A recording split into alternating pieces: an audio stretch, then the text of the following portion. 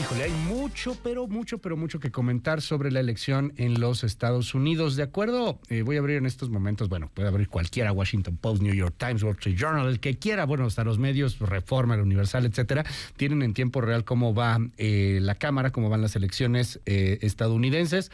El Senado tendría 48 escaños para los demócratas, 47 para los republicanos. La Cámara de Representantes, lo que sería la Cámara de Diputados allá en los Estados Unidos, tendría 172 para los demócratas y 197 para los republicanos. Y bueno, pues no tantas sorpresas, algunas sí, en el caso de los estados, si no me equivoco, 36 que están en elecciones allá en las elecciones intermedias para los Estados Unidos. Cosas relevantes, pues Donald Trump, que ya se lanza para el 2024 probablemente, ya hoy estará haciendo algunos anuncios, dice que si llega a ser presidente va a sellar la frontera, lo que está pasando con Florida, con DeSantis, que bueno, pues le va súper bien, entonces a lo mejor también es un rival para Donald Trump. Hay un buen de lecturas, y quién mejor que Brenda Estefan. Brenda, un honor tenerte aquí. ¿Cómo estás? Qué gusto verte. Muy bien, querido Luis, un gusto estar aquí esta mañana. No, hombre, a ver, ¿por dónde empezamos? Primero, vamos con el Congreso, ¿no? ¿Qué representa el Congreso? Mira, lo primero es que no hubo el tsunami rojo que se esperaba. No había esta gran ola de voto republicano que iba a cubrir Estados Unidos. No la hay. Evidentemente, incluso las previsiones de las encuestas eran por encima de lo que realmente sucedió. Si vemos el histórico, pues en realidad es un muy mal desempeño para los republicanos. Es decir, el partido en el gobierno normalmente en 18 de las últimas 19 elecciones intermedias ha perdido una o dos cámaras. Okay. Eso es lo común, eso es lo histórico. Se esperaba, pero no lo pierde de manera abrumadora. De hecho, en los últimos 40 años el promedio es que el partido en el gobierno pierde 30 escaños, 30. Y lo que estamos viendo ahorita es que quizás no lleguen ni siquiera a 20 escaños. O sea, le fue bien a los demócratas. Les fue relativamente bien. Es decir, de todas maneras pierden la Cámara de Representantes. Y hay una cosa importante. Esto sucedía siempre, pero no sucedía con el contexto político actual. Okay. La diferencia entre tener un Congreso o una Cámara de Representantes de oposición en el pasado y ahora es que ahora tienes un contexto de polarización, de enfrentamiento brutal. Okay. Antes, aunque el Congreso fuera de otro partido, había posibilidades de negociar, de llegar a acuerdos. Hoy eso está cerrado, esa puerta está cerrada. El Partido Republicano está en una actitud de férrea oposición y confrontación al gobierno de Biden, y pues eso desde luego hará que los próximos 2 años de gobierno sean pues de un margen más restringido para Joe Biden. Parálisis, ¿no? O sea, parálisis legislativa, ¿no? Difícilmente van a pasar iniciativas que vengan de Biden, difícilmente pasarán iniciativas que vengan de los republicanos, como le tocó, corrígeme si me equivoco, pero si no me equivoco fue Obama, ¿no? La última parte también estuvo paralizado ahí el Congreso con varios planes que quería sacar. De hecho, quizás Obama, y lo dices bien, Luis, es el primer presidente que le toca esa actitud ya más cerrada de un Congreso de oposición, ¿no? Y en efecto creo que va a haber, pues sí, muchos candados, mucha cinta roja que impida un gobierno más ágil por parte de Joe Biden. Y yo creo que, bueno, pues esa es la noticia. Desde luego no es una buena noche o una buena jornada electoral el día de ayer para los republicanos. No es el éxito que ellos esperaban. Y tampoco para los demócratas. Tampoco. Sí, o sea, como que ni tanto, pero yo creo que realmente si pensamos qué se esperaba, en realidad son buenas noticias para los demócratas. Y ahora, Trump, aunque le va mal a los republicanos, y él le había apostado a estas elecciones intermedias casi no solo que se hablara sobre Biden y fuera pues una especie de referendo sobre el trabajo de Biden, sino que se hablara también sobre él y que fuera una competencia entre los dos. A eso le apostó. Le va mal a los republicanos, pero le va bien a algunos candidatos que se les conoce como Baby Trump, ¿no? Estos que son como los hijitos, los alumnos, ¿no? de Trump que lo alaban y lo siguen, y eso le bastará a él para en su discurso decir, pues a mis candidatos, a los míos, a los muy cercanos, a estos cuantos les fue bien, adoptará la paternidad de esos triunfos y seguramente, como ya decías, en los próximos días, se espera que quizás el lunes, martes de la siguiente semana anuncie formalmente pues su intención de buscar la presidencia nuevamente en el 2024. Vamos a platicar de estos trompitos. de estos perfiles peligrosos, curiosos. O sea, se habla, por ejemplo, de un DeSantis, que es quizá de los más famosos, que él quiere ser el candidato presidencial también, enfrentarse a Trump de alguna manera. Parece que tiene las credenciales, la juventud, la estrategia inclusive política para poderlo hacer. Pero hay cada personaje que vimos en estas elecciones, cada republicano veía por ahí a una fotografía, creo que en el diario El País, si no me acuerdo, si no mal recuerdo, híjole, no sé, creo que era Maryland, una cosa por el estilo, y era una estatua gigantesca de Trump en un lugar ahí medio bucólico, medio campesino, y ahí estaba la candidata tomándole la mano así, chaparrita, porque ella era, el Trump era gigantesco, ¿no? O sea, se vieron cosas loquísimas. ¿Qué destacarías? Pues mira, hay personajes, como dices tú, incluso yo diría oscuros, ¿no? Sí. Como Marjorie Taylor Greene, una mujer que aboga por las teorías de la conspiración y que fue reelecta. Y que uno se pregunta, estos personajes que existían en la política estadounidense, que estaban al margen, a las orillas de la política estadounidense, pues ¿cómo fue que llegaron al centro? Y fue gracias a Donald Trump. Es Donald Trump el que valida este tipo de personajes oscurantistas que casi pertenecen a un culto en torno a Trump y que los pone al centro de la política estadounidense. Hay el caso también de la candidata gobernadora en Arizona, una mujer que fue 22 años la conductora de la cadena de Fox a nivel local y que, pues, digamos, ahora es la gran crítica de los medios de comunicación, ¿no? Primero está 22 años y ahora dice que los medios de comunicación son puros fake news, copia el discurso de Trump, se acerca mucho a él. Tenemos personajes como J.D. Vance. ¿Esta de Arizona no es la que quiere declarar invasión? Que los cárteles de la droga pueden que están invadiendo a los Estados Unidos, que es un gran debate también. Sí, que quiere cerrar la frontera por completo para mandarle un mensaje al narco mexicano, ¿no? Sí, que sería como una invasión, o sea, ya el uso de la Guardia Nacional. Ahora, y del uno la ve a ella es como la versión elegante de Marjorie Taylor Greene, pero en el fondo es lo mismo. Son personajes que están en contra de la democracia, que tienen estas teorías de conspiración, ¿no? Y que siguen ciegamente a Donald Trump, quizás por intereses políticos. Tienes a J.D. Vance, este candidato a senador que se coronó ayer en Ohio, que primero era un gran crítico de Donald Trump, y cuando ve la realidad del Partido Republicano y los republicanos dicen, no, cambio de discurso, y entonces se pliega totalmente, y fue ahí, al último lugar que fue Donald Trump durante la campaña, y bueno, ayer gana la elección, era una posición que tenían los republicanos, pero que el senador se retiraba, y había cierta expectativa de que el candidato demócrata Tim Ryan pudiera ganar. No sucede, pues el trompito, como le dijiste tú, se corona, y pues estos triunfos de estas personalidades, que sobre todo el denominador común es Donald Trump, ¿no? El proyecto del Partido Republicano, su programa se ha desdibujado. Ya no hay un programa del Partido Republicano. Se reduce a dos palabras, Donald Trump, ¿no? Posverdad, o sea, las teorías de la conspiración. Donald Trump hablando también de que va a sellar la frontera. Pero estos son los trompitos, pero hay trompotes. O sea, el caso de DeSantis no es menor. Es un tipo con estrategia, es un tipo que sabe, es un tipo que ya es avesado en temas políticos.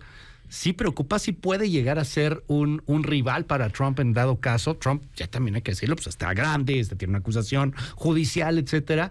Un plan B para el Partido Republicano puede ser un tipo de estos. Ron DeSantis, en efecto, gana la elección en Florida en su momento, pues con el apoyo de Donald Trump. Sin embargo, se convierte desde hace unos años en una de las alternativas reales en el Partido Republicano para competir por la candidatura a la presidencia. Pero algo que es interesante es Trump le ganó a Hillary Clinton en Florida por 1.2%. Es decir, realmente fue una elección muy cerrada. Ahora, el día de ayer... en 2021. 2016. 2016. En 2016 para la presidencia, ¿no? La primera. La primera vuelta. Y luego ayer Ron DeSantis gana la elección en su estado con una diferencia de casi 20%, 19.4%. Es decir, es mucho más amplia su victoria en el estado de Florida. De lo que era en 2016. Y eso pues le allana el camino para ser él pues un candidato fuerte que pueda cobrar importancia en las primarias estadounidenses de cara a Donald Trump. Y tan es así que a 3 días de la elección, Donald Trump se le fue a la yugular al mismo Ron DeSantis. En lugar de estar preocupado por los republicanos, estaba ahí dando golpes fratricidas. Sí, claro. Porque, claro, le hace un poco de mella que este perfil republicano esté creciendo tanto. Es una diferencia de edad brutal. Estamos hablando de que Trump tiene 76 años, si no mal recuerdo, y DeSantis es un hombre joven de 44 años. Entonces hay una diferencia de edad importante. El perfil es un poco diferente, aunque claramente pues tienen en común cierta visión republicana, ¿no? Que hay quien dice que este cuate DeSantis es muchísimo más peligroso debido a que Trump pues al ser de alguna u otra manera un improvisado en la política, un tipo que hacía berrinches, un tipo que se traumaba viendo Fox News, etcétera, pues a final de cuentas no pudo hacer muchas cosas, pero un DeSantis es realmente una persona que puede terminar con estrategias muy duras contra los migrantes o contra pues temas en torno al aborto, en torno a la legalización de la marihuana, que ahorita hablamos de las consultas. O sea, ¿sí lo ves como un tipo mucho más peligroso? O sea, un presidente radical pues contra con lo experiencia. Que habría que medirlo es no contra el Trump de 2016, sino contra el Trump actual. El Trump actual es más peligroso que el del 2016, sí, porque como bien señalas, él llegó sin el conocimiento de cómo operaba el gobierno y se tardó 3 años en entender y al final pues le quedó 1 y tenía que salir, pero ahora entiende mucho mejor las tripas del gobierno. Y además en aquella primera ocasión se hizo sí de muchos funcionarios, entre comillas, del establishment que tenían años en el tema y que después se convirtieron en su contra. Fueron aquellos que buscaron contener las aberraciones del gobierno de Trump, pero ahora ya se puede deshacer de ellos. Ahora ya tiene un mejor conocimiento de cómo navegar las aguas de la presidencia. Y entonces, si pensamos en el Trump de hoy versus el DeSantis de hoy, pues quizás sí sea más peligroso el Trump ya con el conocimiento. Si lo comparamos con el del 2016, creo que puedes tener razón, pero en un escenario en el que veamos hacia 2024, un Donald Trump de regreso en la Casa Blanca sería terrible para Estados Unidos y para el mundo. Ahora, consultas hubo también, o sea, hay consultas populares en los Estados Unidos, es algo normal, se hacen en los condados, lo tienen desde hace mucho tiempo, está muy legislado, cada estado es distinto, pero llama la atención el tema del aborto y el tema de la legalización de la marihuana, ¿no? Sí, hay, si no me recuerdo, Maryland, que se convierte en un estado más de la Unión Americana, que se incorpora a estos que permiten el uso recreativo de la marihuana. Claro. Y está el estado de Vermont, que se convierte en el primer estado en inscribir en su constitución el derecho al aborto. Entonces sí hay consultas de este tipo. Es una mega elección. Para nosotros es difícil seguir todo, porque estamos hablando de 36 gubernaturas, estamos hablando de una reconformación del Congreso, estamos hablando de funcionarios estatales que a veces nos cuesta trabajo como mexicanos entenderlo, pero hay, por ejemplo, los secretarios de Estado de los estados de la Unión Americana. Estos personajes son encargados de certificar las elecciones. Es un tema importante, dado pues los antecedentes de los últimos años de negar los resultados de elecciones libres. Y lo que ahora empieza pues a perfilarse es un Estados Unidos que sigue caminando en una cuerda floja en el tema democrático, porque dentro de 2 años, supongamos que gana la elección un candidato demócrata, ¿no? Ya sea el mismo Biden o alguien más por el tema pues que su salud o lo que sea le impida representarse. Bueno, si gana un candidato demócrata, tendremos un Congreso estadounidense que tendrá que certificar ese triunfo. Pero un Congreso que no cree en el triunfo inicial de Biden, ¿no? Que tiene mayoría republicana. Y entonces sí se complica la democracia. Es que no hay un... A ver, odio y no es vernos el ombligo, pero pues, la comparación creo que es válida. Es que no hay un INE gringo, ¿no? O sea, cada estado tiene sus reglas del juego y en uno votas electrónico, en otro votas con papel, en otro con el ballot, hay cosa rara como si fuera tragamonedas de Las Vegas que lo tienes que... O sea, es distinto, cada estado es diferente. Cada estado es diferente y eso es interesante porque hay un tema que ahorita ha estado pues siguiéndose mucho,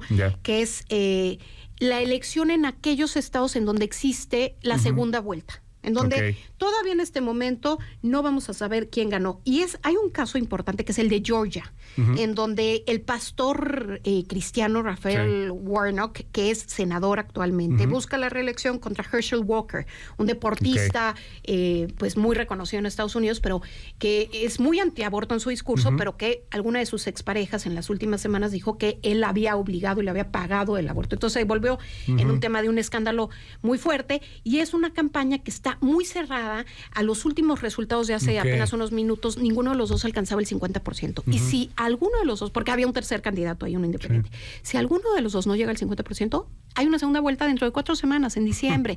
¿Y eso qué significa? Que no sabremos la conformación final del Senado, sino hasta dentro de semanas.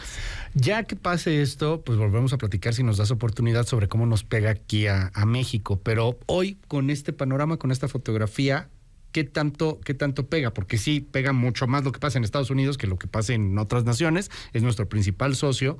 ¿Qué sucede con Estados Unidos con esta elección? Las repercusiones de las elecciones estadounidenses en México son enormes. Primero, porque ya lo decías, es nuestro principal socio comercial. Más del 80% de nuestras exportaciones van para allá. El 42% de la inversión extranjera directa viene de Estados Unidos. El 4% de nuestro PIB son las remesas. Y bueno, desde luego la enorme comunidad mexicana en Estados Unidos y sus derechos e intereses pues son importantes para nosotros. Te voy a detener ahí nada más. Perdón, repíteme esos datos porque me volaste la cabeza. ¿4% del PIB son remesas? Es correcto. ¿Y el otro, las importaciones, cuánto? En más del 80% de las exportaciones de México van a Estados Unidos, y el 42% de la inversión extranjera directa que llega a México viene de Estados Unidos. Hemos hablado durante años de la importancia de diversificarnos, pero el tema es que eso no ha sucedido. Y ahorita tenemos todos los huevos en la misma canasta, nos guste o no, ahí los tenemos. Y las decisiones de política interior estadounidense, no solo las de política exterior, también las de política interior, nos afectan. Muchos de los candidatos republicanos tenían como principal bandera el tema migratorio, el tema de la frontera con México, el de fortalecer el tema de la seguridad, y veremos cómo en la Cámara de Representantes sí habrá, aunque la diferencia no sea monumental, mayor presión para que a México se le ponga el dedo en la llaga en estos temas, en seguridad, en migración, en el tema comercial, en el tema de política energética. Y bueno, el presidente López Obrador no tiene una buena relación con los legisladores estadounidenses. Es la primera vez que yo veo eso, un pleito casado entre legisladores de uno y otro partido, incluyendo los republicanos del partido de no se va con ninguno de los dos.